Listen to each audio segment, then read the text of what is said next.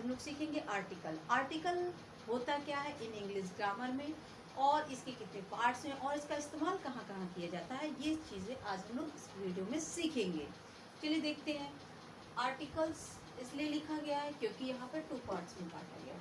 2 parts में क्या बांटा गया आर्टिकल्स? इंडेफिनिट आर्टिकल, यहाँ पर आर्टिकल लगा लेंगे एक मतलब आर्टिकल्स, डिफिनिट आर्टिकल, यानी जो ये आर्टिकल्स हैं ये कितने हैं? 2 हैं। एक इंडेफिनिट आर्टिकल, दूसरा डेफिनिट आर्टिकल। इंडेफिनिट आर्टिकल क्या है कि इंडेफिनिट आर्टिकल जो होता है वो अनिश्चित के लिए होता है, मतलब कोई भी, और जो डेफिनिट आर्टिकल होते हैं वो निश्चित के लिए होता है। तो यहाँ पर देखेंगे क्या, देखिए आप लोगों को बहुत अच्छी तरीके से पता है, मुझे पता है कि किसको वॉवेल्स और कॉन्सोनेंट का यूज़ करने नहीं आता है।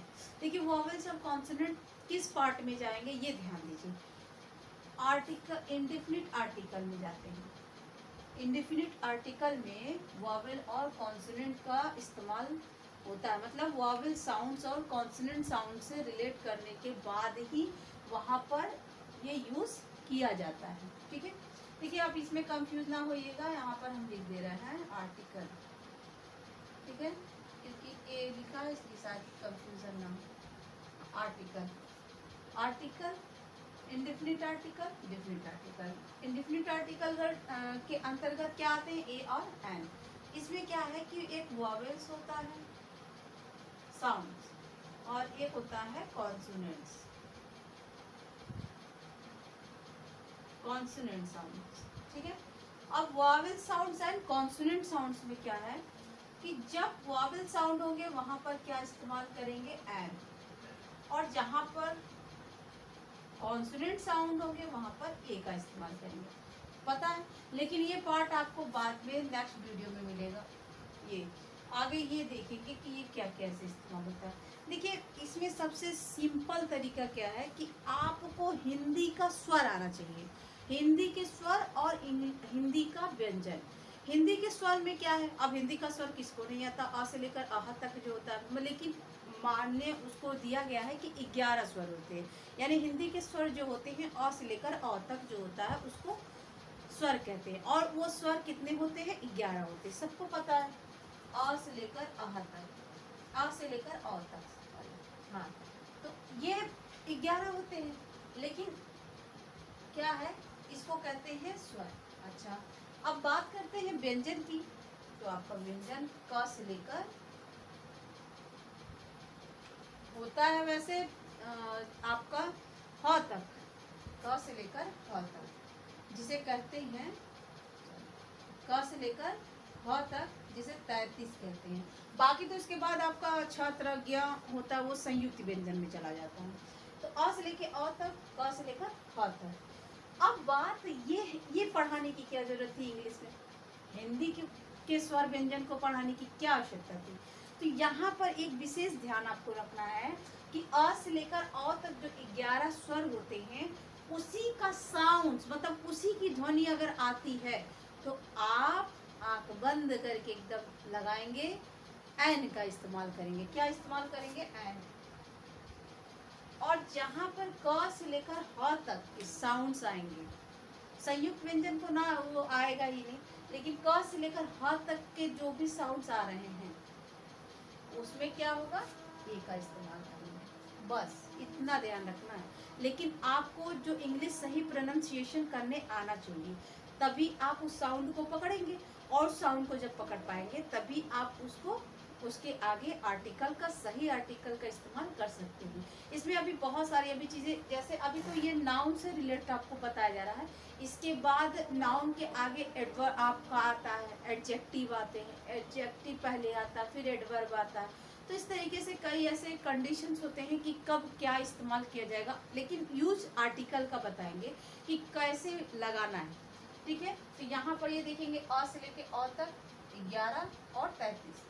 अब यहाँ पर जो है CAT कैट, अब CAT कैट दिया हुआ है तो सी का मतलब यहाँ पर क्या आवाज आ रही है? क, यानी क की आवाज आ रही है। तो जब क कहाँ से रिलेट कर रहा है? स्वर, आपका व्यंजन से रिलेट कर रहा है। किससे रिलेट कर रहा है? व्यंजन से। तो इसका मतलब यहाँ पर इस्तेमाल हमको किसको करना है, ए का, ए का। और एक हिसाब से और भी देख लिया जाए वॉवेल एंड कॉन्सोनेंट, तो वॉवेल में आपको पता ही है कि ए ई आई ओ यू जो होता है वो वॉवेल्स होते हैं, और जो कॉन्सोनेंट होते हैं उसको निकाल ए टू जेड से वॉवेल को निकाल दिया जाए वो आपका कॉन्सोनेंट्स होता है।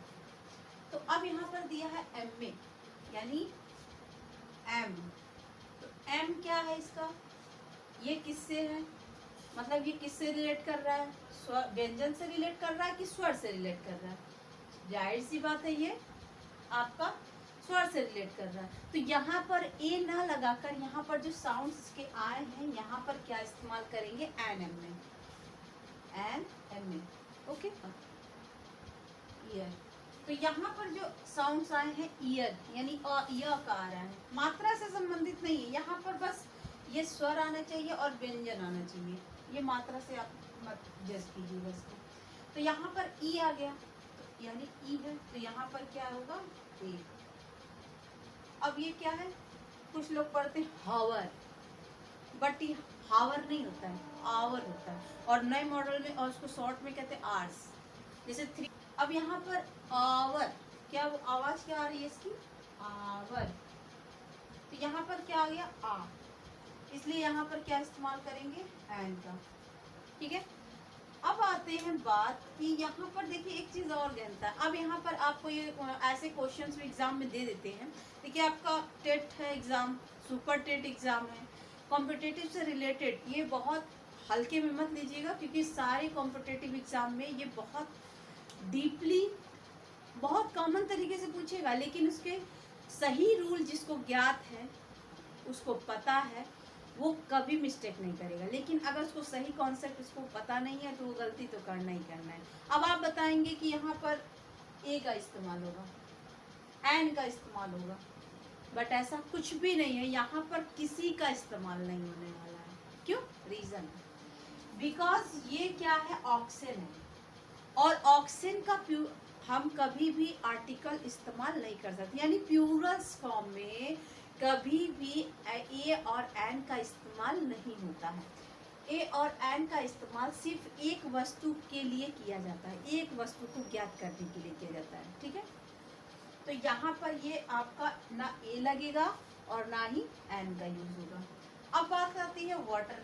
अब देखिए यहाँ पे साउंड मैंने बता दिया, हाँ यहाँ पर जो साउंड आएंगे वहां पर आप लिख लीजिए वो। अब आप सिंपली लिख लेंगे वाटर, वाटर, वाटर लिख दिए, तो वो साउंड से ही मतलब नहीं है, यहाँ पर ये भी ध्यान देना है कि वाटर किससे रिलेट कर रहा है। एक तो नाउन है, ये क्लियर है, लेकिन वो कौन से नाउन के किस पार्ट में है, तो ये भी ध्यान देना है। ये वाटर जो है ये आपका मटेरियल नाउन है, और मटेरियल नाउन और आपका अब्स्ट्रैक्ट नाउन और प्रॉपर नाउन, ये तीन ऐसे हैं जिनका आप आर्टिकल नहीं लगा, मतलब जिनके आगे आप आर्टिकल का इस्तेमाल नहीं कर सकते हैं, क्योंकि जो प्रॉपर होता है वो अपने आप में स्पेसिफिक होता है। दुनिया में जैसे सूरज है, अब सूरज एक है तो एक है वो सही है, लेकिन स्पेसिफिक है, दुनिया में एक है, तो इसलिए वहां पर इसका इस्तेमाल नहीं करना, ये कंडीशन देखना, वो मतलब वो आपका यूनिवर्सल ट्रूथ है। लेकिन अगर मार्कर कहा जाए तो मार्कर इज अ कॉमन, लेकिन अगर कैमल मार्कर कहा जाए, व्हाइट बोर्ड मार्कर कहा जाए, तो ये आपका एक तरह से स्पेसिफिक है, प्रॉपर है, तो प्रॉपर के साथ का हम इस्तेमाल आर्टिकल का नहीं करेंगे। देखिए आपको पता ही है कि यहाँ पर ऑक्सिन दिया है, और ऑक्सिन मीन्स होता है प्लूरल्स, ऑक्सिन मीन्स क्या होता है, प्लूरल्स, और जहाँ पर प्लूरल्स होते हैं वहाँ पर ए का और एन का इस्तेमाल नहीं करते हैं। इसका मतलब ये है कि ना प्लूरल के साथ इस्तेमाल कर सकते हैं, ना अब्स्ट्रैक्ट नाउन के साथ इस्तेमाल कर सकते हैं, ना आप मटेरियल नाउन के साथ इस्तेमाल कर सकते हैं, और ना ही आप प्रॉपर नाउन के साथ इस्तेमाल करेंगे। यहाँ पे हम लिख देना है, जैसे आपका मान लीजिए इसको तो अलग हटा दिए, पहला प्रॉपर है, दूसरा है आपका material,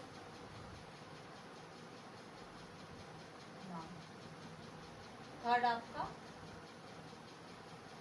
abstract,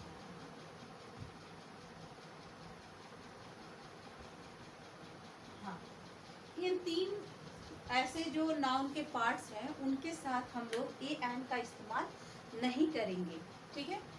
proper noun, material noun, abstract noun, जिसको कहते हैं अनकाउंटेबल नाउन।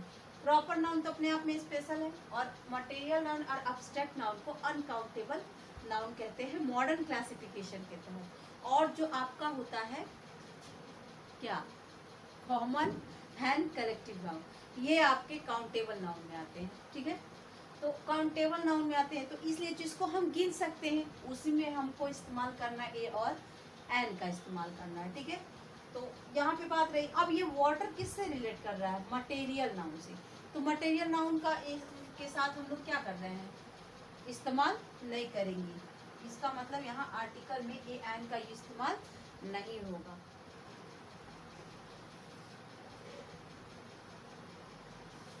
यूज ऑफ ए और एन अब इस्तेमाल करेंगे आप, कैसे करेंगे, देखिए आपको पहले भी बता दिया गया है कि जब इसका